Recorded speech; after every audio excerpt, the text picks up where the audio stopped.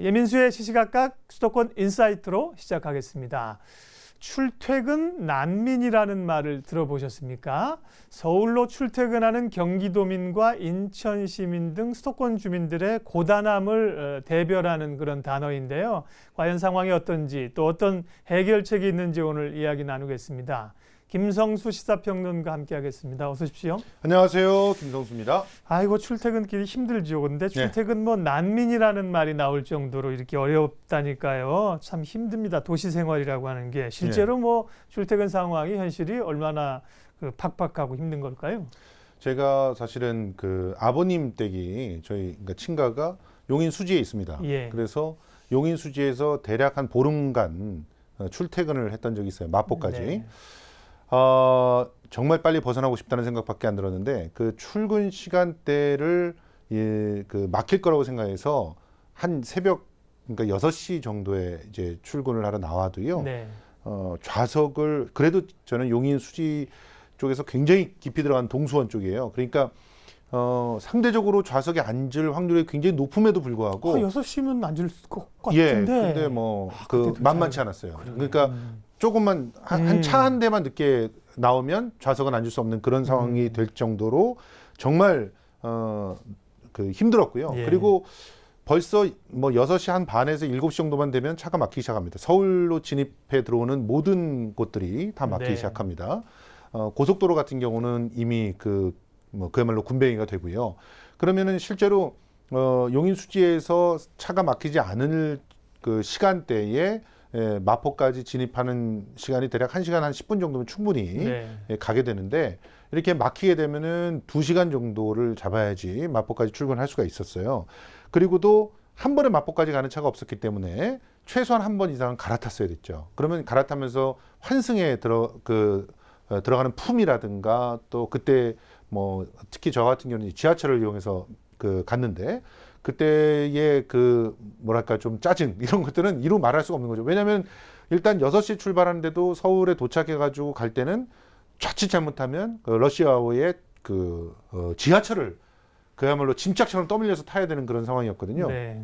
그렇기 때문에 이런 상황들을 직접 경험해 보고 나니까 일단 저희 안사람도 이제 제가 서울 그때 당시에만 해도 되도록이면은 서울 안에서 집을 어떻게든 구해보려다가 잘 안 돼가지고 잠시 동안 이제 용인에 아버님 댁에 들어가 있었던 건데, 근데 이 용인이든 남양주든 이런 데는 절대 얘기하지 말아라. 난 무조건 월세를 살아도 서울에 있겠다. 차라리 그만큼을 더 벌 수 있겠다. 이런 얘기를 했던 기억이 나는데요. 그만큼 출퇴근 난민이란 말은 지금 현재 서울은 1,000만 명 이하로 사람들이 줄어들었고 전세난 월세난 또 오르는 집세 집값 때문에 전부 수도권으로 이렇게 쫓겨나다시피 한 그런 사람들이 서울로 진입하기 위해서 치르게 되는 그런 비용이라든가 고통은 그 말로 다 할 수 없는 그런 상황에 와 있지 않나 생각이 듭니다. 네, 용인 사시는 분들이 정말 절감하시는 분도 있고 용인 좋은데 왜 그러세요 이러시는 분도 있을 텐데 대표적인 단적인 예를 실제 김성수 선생님 사례를 통해서 말씀하신 거고 그렇게 힘들게 어렵게 하루하루를 정말 출퇴근하면서 출근 전쟁을 벌이는 분들이 얼마나 많겠어요. 굉장히 실제로 많을 건데요. 하루에 2시간 이상 이렇게 출근에만 시간을 소비하게 되면은 와가지고 바로 일을 시작한다는 것이 불가능한 진 상황이죠. 빠지죠. 그렇죠. 맞습니다. 근데 그런 어려움이 사실 어제 오늘 일은 아니고요. 그래서 증차도 했고 2층 버스도 도입이 됐는데 별로 해결이 그러면 안 됐다는 얘기네요. 그렇죠. 일단 증차가 됐던 그런 이유 그리고 2층 버스가 도입됐던 이유가 사실은 이 출퇴근 시간대에 이 사람들의 불편을 해소하기 위함이라기보다는 사실은 우리가 이제 톡 터놓고 말해서 사실은 갑작스럽게 정부에서 좌석 버스의 입석을 없애겠다. 시민들의 안전을 위해서 입석을 없애겠다라고 강력하게 시행령을 내려보내면서 시작이 됐던 거 아닙니까? 사실은 이전까지는 입석률이 많게는 20-30%까지도 입석률이 있었고 콩나물 시루라고 하는 그런 표현이 맞을 정도로 그런 입석 버스가 운행이 되다가 정부에서 강력하게 조치를 취한다고 하니까 차량을 늘리고 좌석을 또 지금 그래서 좌석이 정말 너무 좁습니다. 저 같은 경우는 사실 이 출퇴근 시간에 앉아서 갈 때도 굉장히 곤혹스러운 게 그렇군요. 어떤 버스 같은 경우는 네. 무릎이 계속 이렇게 닿아 있는 상태로 1시간 이상을 가야 되는 거죠. 그럴 때 그 흔히 말하는 그런 비행기 탔을 때 생기는 그런 이코노미 증후군, 이 증후군에 시달릴 수밖에 없는 상황이 만들어지는 거죠. 그런 상태에서 2층 버스도 도입돼서 증차된 광역버스가 300대가 넘게 도입이 됐고 2층 버스도 지금 9대가 도입이 됐지만 그것 갖고는 태부족이다. 네. 아직까지도 입성률은 10%가 넘고요. 특히나 이제 출퇴근 시간대, 출근 시간에 입성률이 10%가 넘고요. 10%라고만 해도 하루에 이용객 82,000명 중에 8,200명 가량이 서서 1시간 이상을 이동을 하고 있다는 것인데 그만큼 굉장히 힘든 그런 하루를 시작하고 있다 이렇게 볼 수가 있겠죠. 말씀하신 것처럼 서서 탑승할 때 그 위험을 줄이기 위해서 입석을 금지하게 하고 광역버스를 증차를 한 건데 근데 앞서 이제 입석률이 10%라 하면 아직도 서서 가시는 분들이 있다는 거잖아요. 그렇죠. 예. 처음에는 이제 단속을 강력하게 했지만 시민들의 원성이 자자했죠. 그야말로 탁상 행정의 표본이다라고 하면서 강력한 비판들이 있었고 그러다 보니까 이제 경기도에서도 그 단속을 갖다가 손을 놓고 있는 상태고 정부에서도 이걸 엄격하게 단속하다간 사실상 이것이 무슨 징벌적인 세금을 매기는 것 같은 그런 상황이 되다 보니까 좀 하기가 어려운 그런 상황이 돼서요. 실제로는 지금 현재는 입석에 대한 단속들이 제대로 이루어지지 않고 있는 상황입니다. 네. 서서 가시는 분들은 뭐 말할 것도 없고요. 피곤함과 동시에 그 안전을 여전히 위협받고 있고 앉아서 가시는 분들에도 뭐 그렇게 앞서 이제 자리가 좁은 얘기도 하셨고 그리 안전하지 않다면서요. 예, 그렇습니다. 자, 일단 안전띠를 매라고 계도하는 그런 방송들이라든가 거기에 대한 인식들이 잘 안 돼 있고요. 아까도 말씀드렸듯이 좌석을 늘리다 보니까 좌석과 좌석 사이가 좁아서 안전띠를 하더라도 이 안전띠 자체가 좌석과 밀착을 하게 돼서 충격이 있을 때 몸을 이렇게 움직이지 못하게 하면서 앞 좌석이라든가 옆 창이라든가 이런 데 부딪히는 걸 막아주는 그런 효과를 갖고 있잖아요. 근데 저 같은 정도의 키를 갖고 있는 분들은 그냥 끼어서 가는 그런 상황이기 때문에 충격이 고스란히 무릎 쪽으로 전달이 될 수밖에 없는 상황입니다. 그러니까 안전띠를 맨다 그래도 안전띠가 소용없는 그런 좌석들도 있고 또 안전띠에 대한 충분한 안내들이 되지 않다 보니까 대형 사고로 이어질 수 있는 그런 가능성들이 높은 상황이죠. 사실은 안전띠를 매려고 꼼꼼하게 체크를 하시는 분들도 좀 명부스러운 경우들이 생기는 경우는 뭐냐면 이제 딱 앉아가지고 안전띠를 매려 그러면 옆 사람하고 좌석이 좁다 보니까 계속 몸을 움직이면서 이렇게 갖다 찾아서 껴야 되잖아요. 그런 때 이제 아침 시간에 피곤하게 이렇게 가시는 분들이 눈살을 찌푸리기가 일쑤고 그러다 보니까 혼자서만 유난 떠는 게 아닌가 이런 생각들이 들고 여러모로 이중 삼중으로 고통들을 다 호소하고 있는 그런 상황인 거죠. 시외버스나 그런 관광버스 탈 때 저도 이렇게 좀 짧은 거리 있잖아요. 안 하시는. 근데 혼자 이렇게 하려고 하면 당연한 건데 조금 뻘쭘하기도 하고 그렇기도 해요. 근데 지금 고속버스는 전좌석 안전띠를 하게 돼 있고 도로주행도 앞좌석은 안전띠 착용이 의무화가 돼 있단 말이에요. 그렇죠. 안 되면 범칙금을 낼 텐데 그러면 이런 광역버스는 안전띠를 안 매도 강제할 수 있는 수단이 없다는 건가요? 지금 현재 이제 안전띠를 의무화하는 법안을 국회에서 처리를 하려고 했었습니다. 그런데 계속 국회 문턱을 넘지 못하죠.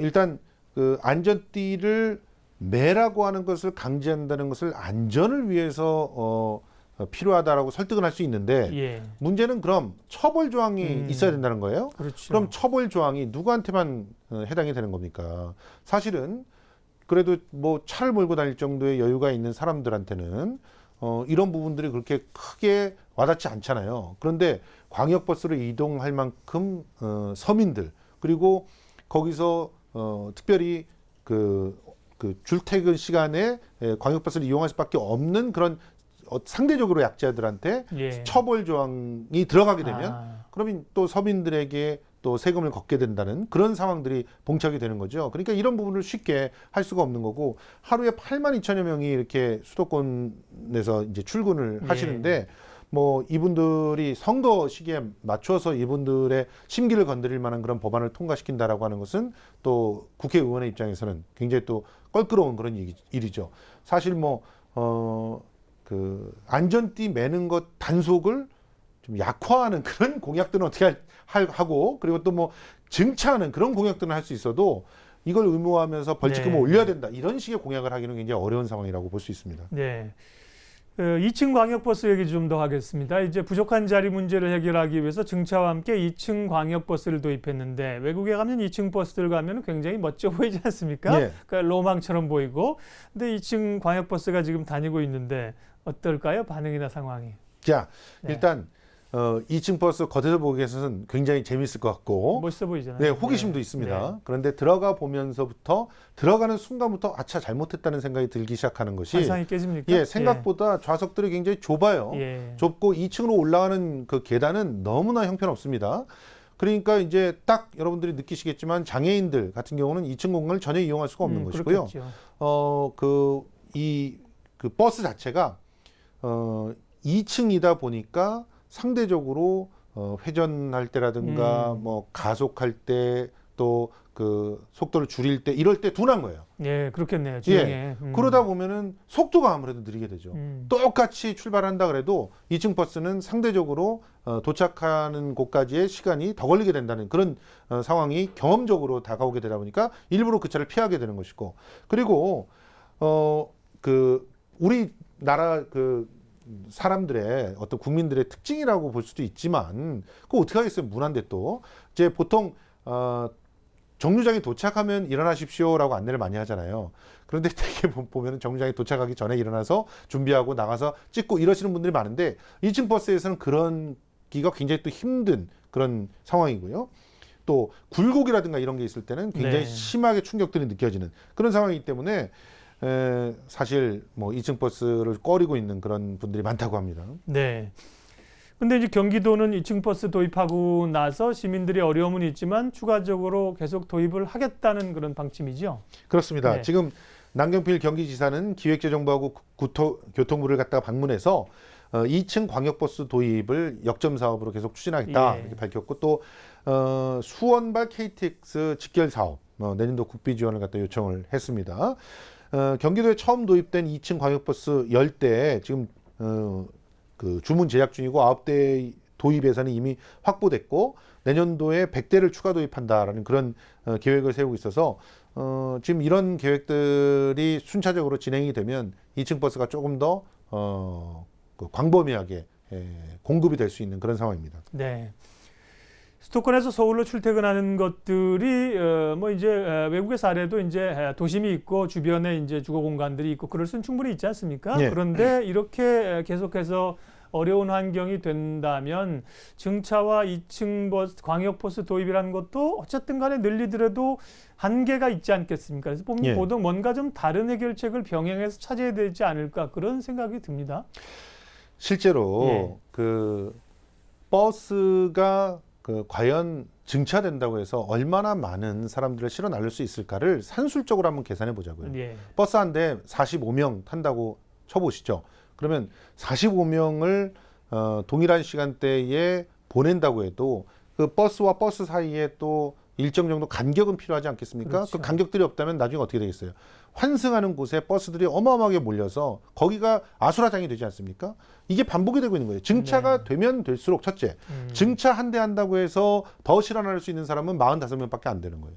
그리고 그 증차를 하면 할수록 그 어떻게 모이게 되는 그런 지점들, 그런 지점에는 혼잡도가 사실은 늘어나고. 혼잡도가 예. 늘어나서 전체적으로 대도시 진입하는 속도를 떨어뜨려요. 네. 그러면 계속적으로 이 도로로 이동하는 방법을 고집할 것인가? 사실은 이건 대안이 아니라고 봅니다. 그러면 무엇이 대안이겠는가?